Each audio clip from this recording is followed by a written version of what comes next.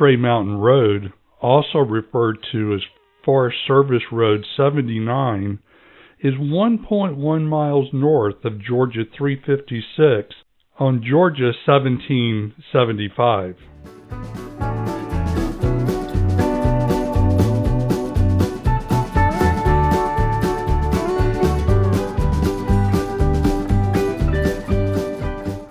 After you turn onto Trey Mountain Road to the right, be sure to reset your odometer to give you some ideas of what to look for along the way.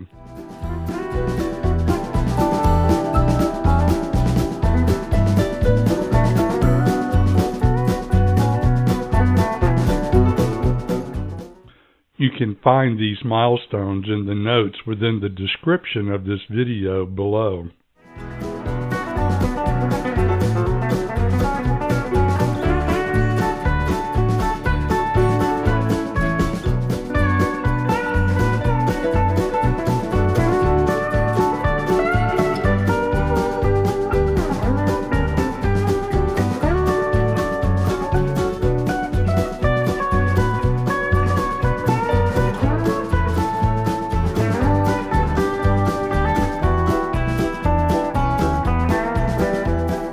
The weather was nice and it had been dry for several days, and as you can see, it was very dusty. I've been through fog with better visibility than we had today.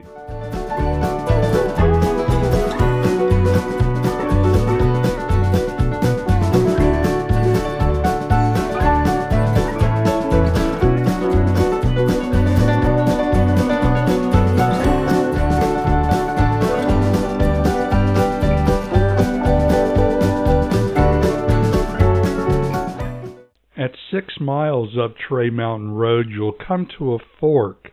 You'll want to bear to the right to stay on Trey Mountain Road. The left fork is Indian Grave Gap Road, which will take you back to Georgia 1775.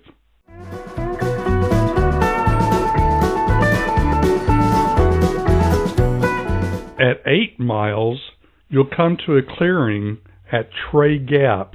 This is also the highest point of the trail at 3,860 feet above sea level. You'll notice there's a gate blocking your way to continue on Trey Mountain Road, so we're going to bear to the left on Forest Road 698, Corbin Creek Road.